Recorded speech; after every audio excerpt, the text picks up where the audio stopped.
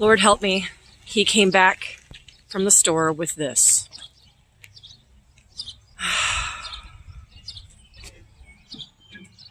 That's a giant chainsaw. Hey everybody, welcome back.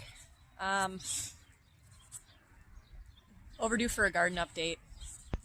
I have not been feeling myself the last week, so I didn't really make any extra videos or anything, but the weather was not great anyway. I'm the type of person where my mood seems to be connected directly to the weather. So we have some sun this week, and I am overdue to finish weeding the garden here, and I got to give you a couple of updates. So, bad news. Earlier this week, last week rather, I did put out my tomato starts just so that they could get some sun. I think it was last Wednesday. And I got so caught up in all my little side projects in the yard that I forgot that I had left my tomato starts out in direct sunlight. They had not been hardened off yet. So if you don't know what that means, you have to acclimate your started plants that you start from indoors. You have to acclimate them to sunlight, otherwise they can't handle it. So over 100 tomato starts, all heirloom varieties, some of them rare, basically were sunburnt to death. I'm laughing to keep from crying.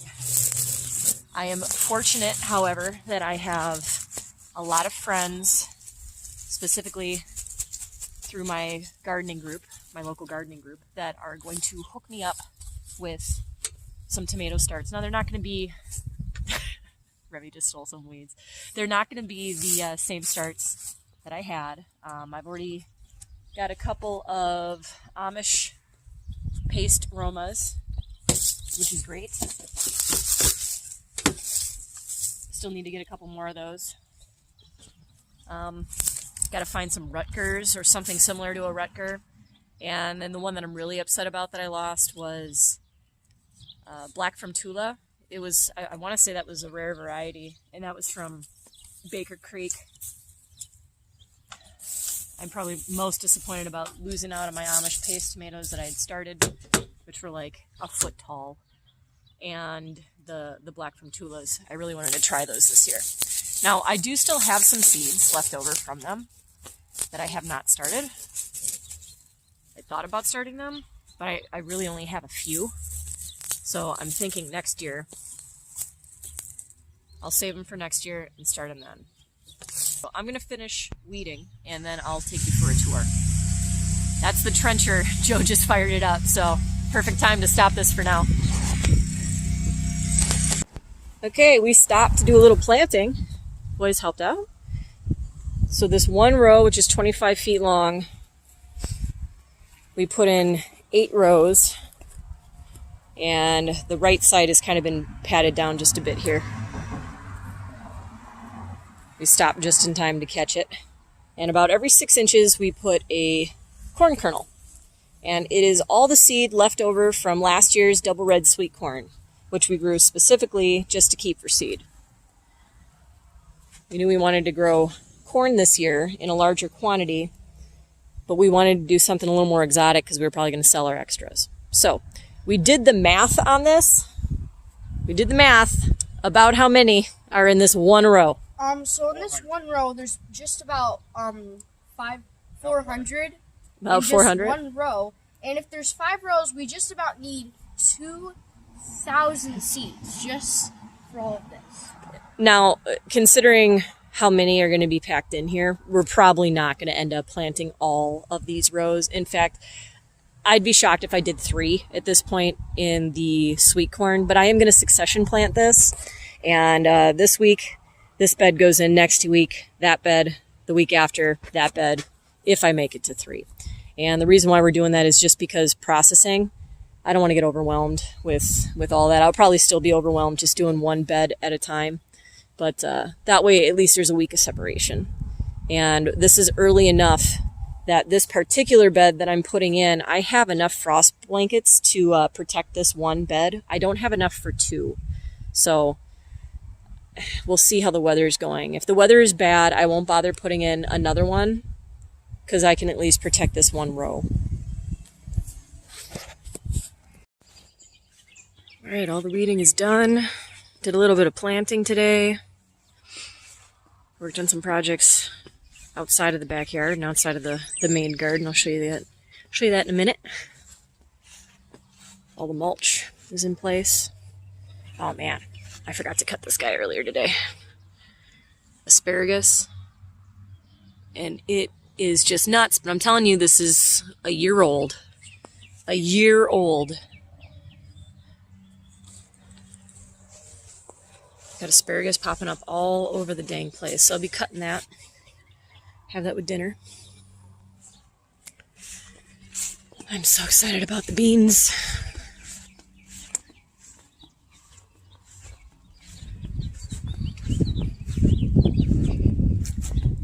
You can see all the weeds laying all over the place. I mean, there were weeds everywhere. I pulled them out all over, every single bed. Even ones I'd already weeded. We got 5 different varieties of garlic coming up in here. They're looking happy. Kind of want to show you guys the difference between a bed that's been covered and a bed that was not. So this bed has been covered all year with straw. Look how dark this earth is. Not only that, but it's the top layer is retaining moisture. Now, take a look at this bed. This had the rutabagas in it, but there's been no straw on it at all, and it is baked. Not only is the top layer baked, but the first few inches are baked. That's 2 inches down to get to dark, wet earth. So this bed now needs some TLC because this is more than likely hydrophobic, which means it will not absorb water. It'll have the majority of the water running off of it. Do yourself a favor, cover your beds. Not only does it help with weed control, but it really helps with moisture. Keeps the plant's roots cooler.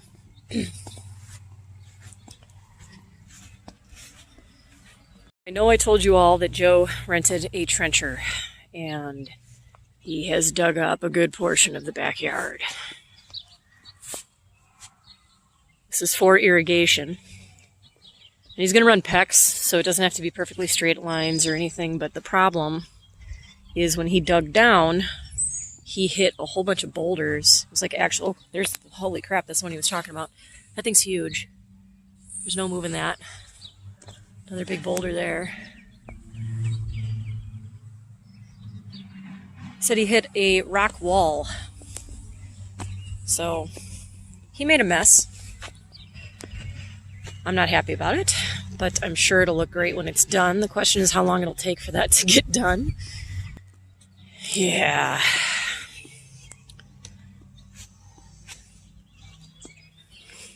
I think I'd be excited about irrigation lines, but I am not presently, just because of the mess it left.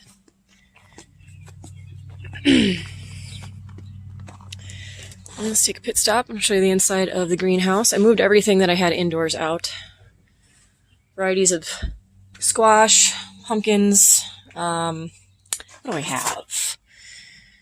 Watermelons are in here, all kinds of peppers, artichokes, asparagus, which I don't need. I'm actually going to end up selling those. I just planted those beans last night. I know transplanting beans is not something that they like.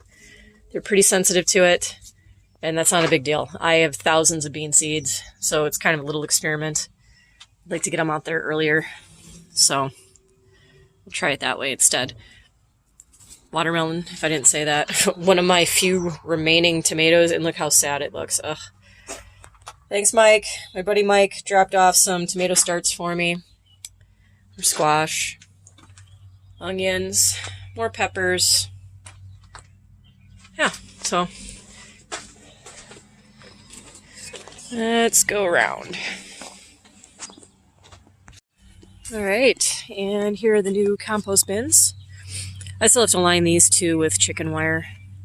I just did the one. Got a 20-inch long thermometer. And we got to work on our mixture in here because it's not where it needs to be. It says it's active. I would be shocked if this ever got up to temp, though. It was honestly a big mess. It looks great right now because it was all mixed together when we moved it. It used to be located in the backyard, so we mixed everything up and moved it. And it looks pretty dang decent now.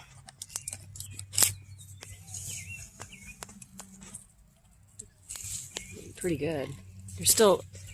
This is stuff that was just put in here today, actually. Hold on. Not bad. All right, we mulched the corn bed. We got about 400 plants in this one row, as the kids said.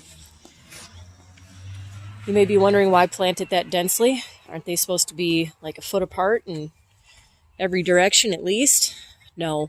The reason why you would have spacing that wide would be if you had to get big machinery through the field to harvest. We don't have that. We don't need that. Everything's planted by hand.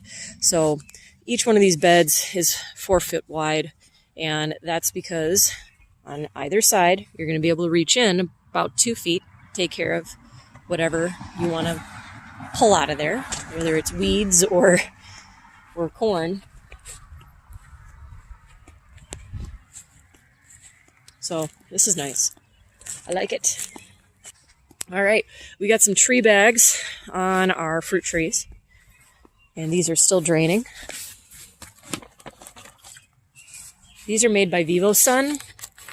I think they were the best price that I found on Amazon. This is the first time we used them. I filled them all up. They're 20-gallon bags. It's slow release over the course of about 4 to 6 hours, I think it said. So I just made sure to center it on the tree as much as possible so the tree was not supporting the weight of the bag when it was full. Okay, I'm kind of ridiculously excited about the end of the driveway here.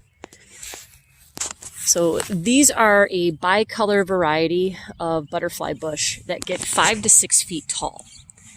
And around them I've planted seeds that I had stored from last year from Love Lies Bleeding Amaranth. Did the same thing on this side. So as the butterfly bush is growing up the middle, we're going to have cascading amaranth over the side of the grow beds, which is pretty cool. I have not gone through the berry patch yet. I'm waiting for it to green up so I can pull the dead canes and rewrap the living canes.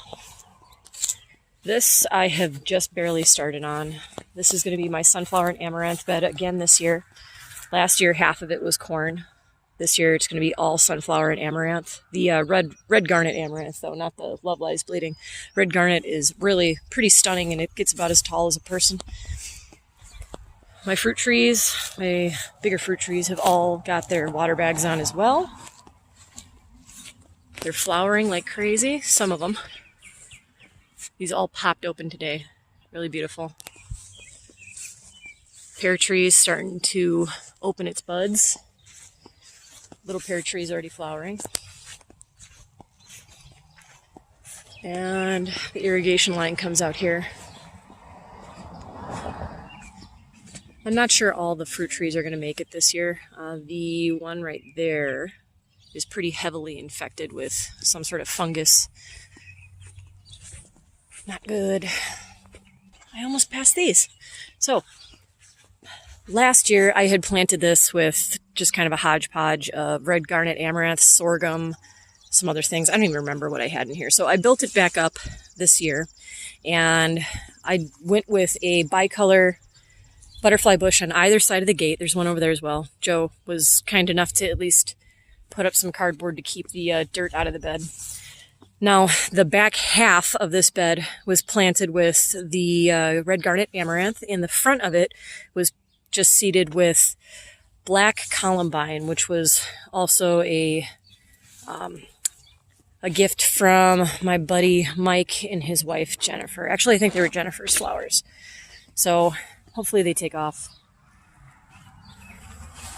I think that'll end up looking pretty gorgeous. All right, it's actually the next morning. because I got sidetracked and I forgot to show you guys the perennial bed and the strawberries. So hold on a sec. The strawberry bed is looking real good. So I already watered it this morning. So unfortunately, if I dig down in this, you're not really going to be able to see the mushroom mycelium. It all kind of blends in when it gets watered, okay? But it is just underneath the soil layer, underneath the mulch. And I know it was definitely advancing. When I had a frost cloth over this a week ago, I took the frost cloth off and you could actually see the mycelium had reached the surface of the dirt. That was prior to me putting the mulch on it. So it was really cool. We have new growth on, I think, almost all of the strawberry plants, which is great. So it's getting over the shock. Now, when this all grows in, it's going to be completely covered with large strawberry leaves. So this is a perennial bed. Originally, this had just the roses in it and then some bulb flower plants, which I'm not a big fan of. I dug them up. I don't even know what they were. Don't remember. Got some daisies. Some really unique columbine. Just really pretty. Creeping thyme, lavender. That is a light purple coneflower. It's a butterfly bush. It's a shorter variety, gets like 4 foot tall. More columbine, daisies, creeping thyme, lavender. Another butterfly bush. I don't think I have anything different in here. So it's pretty much the same plants repeated throughout right now. I have not added anything extra to this, although I could easily just seed some amaranth in between, and that doesn't get very tall. It gets like 1.5 feet max. Most of it's usually closer to 1 foot, so it won't choke anything out, but it'll definitely add to it. I'll probably do that today, as a matter of fact. All right, so that's pretty much it for this update. I will have another update for you this week, hopefully after the irrigation lines go in. While Joe's working on that today, I'm probably going to be putting in potatoes, onions, and carrots throughout the garden. And if I have some time today, I may actually go hunting for some tomato starts since I killed all mine. There's a couple of local nurseries that have a lot of heirloom varieties, so I'll check them out and see what they have. Maybe I'll get lucky and find what I lost. Thanks, everybody. I'll see you guys later.